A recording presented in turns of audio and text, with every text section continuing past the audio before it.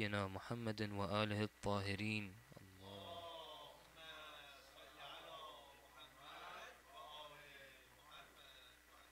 قال الله في كتابه الكريم: أعوذ بالله من الشيطان الرجيم، بسم الله الرحمن الرحيم.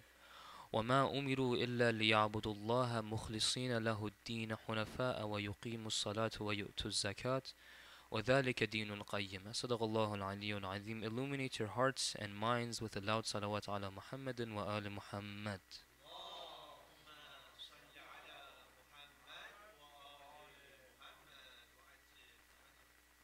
Is goodwill or Godwill, heart in itself, enough to suffice for Allah subhanahu wa ta'ala by itself? A matter or a subject which has been previously discussed, and in summary, basically Allah subhanahu wa ta'ala, if He is the perfect, then doing anything unnecessary from Him that would make Him lose perfection is completely impossible. For Allah subhanahu wa ta'ala to order His creation to do something, then it would be lagh of Him, unnecessary and imperfect of Him, to do it without reason if it wasn't needed. If heart itself is all that matters, then Allah subhanahu wa ta'ala shouldn't have ordered us to do these from to begin with. And for one's heart to truly be shown, if someone really has Godwill, if someone really has love towards the Creator of the worlds, then they should act towards doing such acts. For goodwill or pure intention can only be showed through action. For someone to truly show their love and affection, it is to show it through their actions. So when we see a hadith, for example, the hadith from Jawad alayhi salam, we says, Al-qastu ila Allah ta'ala bil-qulub ablagu min it'ab al-jawarih bil-a'mal. Having intention towards Allah subhanahu wa ta'ala with your hearts is greater than tiring your body parts with action. It doesn't mean to not have action at all, but it means to have action along with heart. Now let's continue with the approach and take a look at it from this perspective. If we see that for my heart, for my soul, for my pure intention to be showed through my actions and is dependent on my actions, then that should completely take away the need for soul. Is that not right?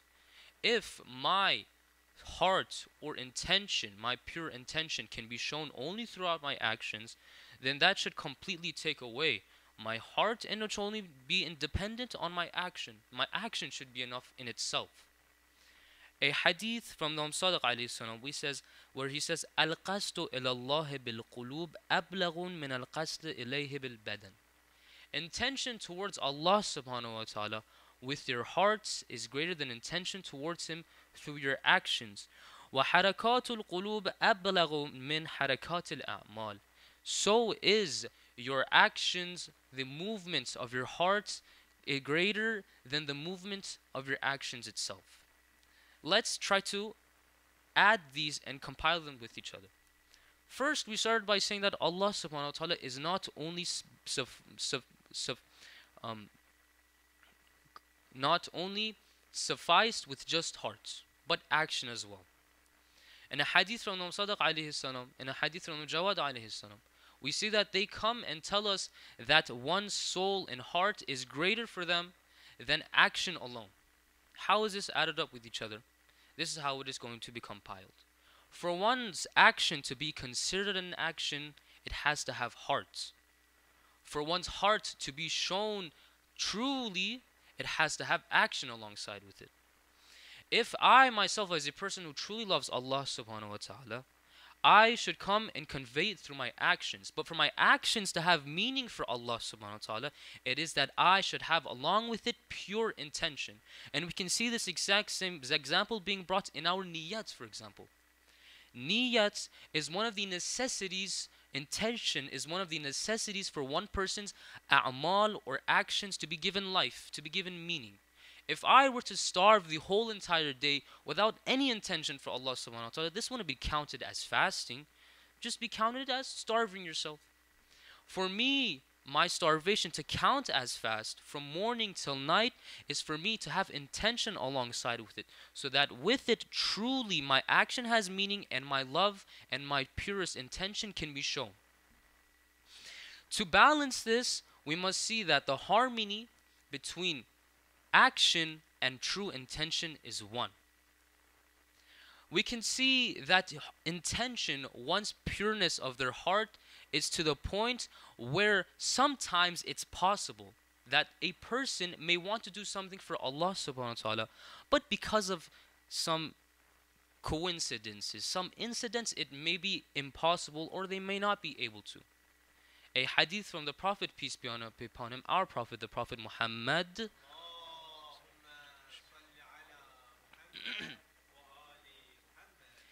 a popular hadith which is narrated among many, and is used a lot of the times. Al-a'malu bin niyat. Your actions are with your intentions.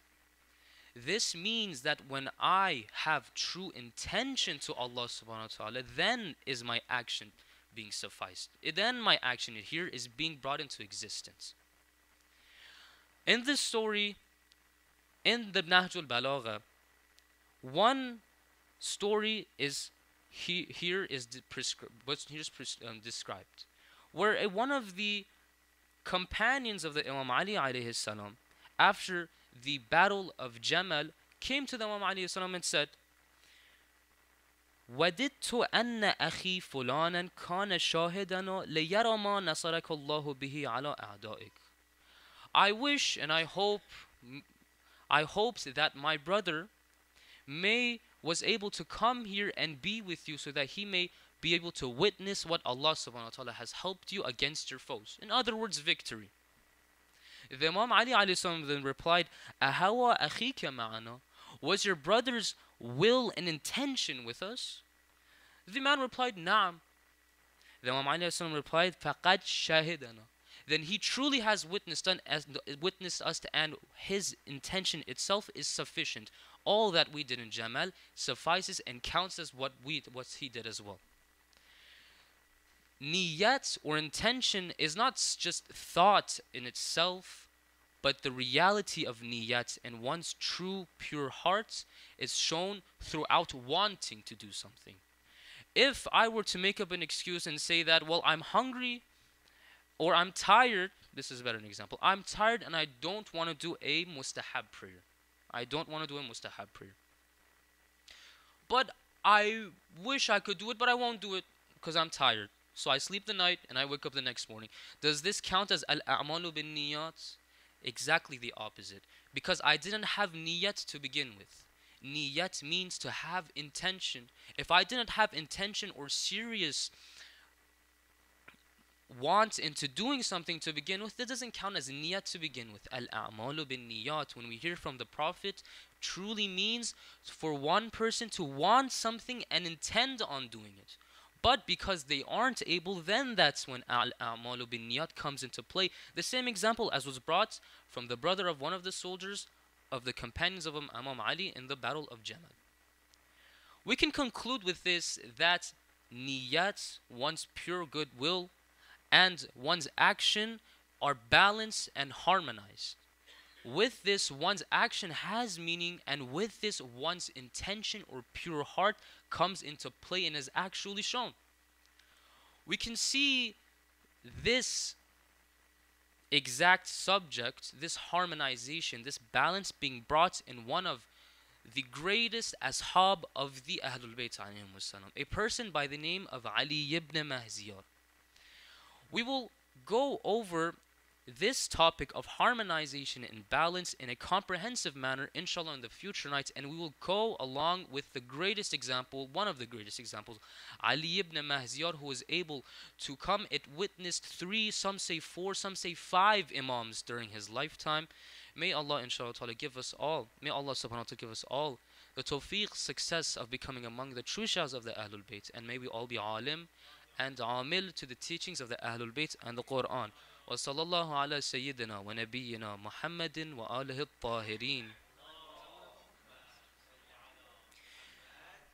بسم الله الرحمن الرحيم. اللهم كن لوليك الحجة ابن الحسن صلواتك عليه وعلى آبائه في هذه الساعة وفي كل ساعة، وليا وحافظا وقائدا وناصرا ودليلا وعينا، حتى تسكنه أرضك طوعا وتمتعه فيها طويلا، برحمتك يا أرحم الراحمين. صلوات.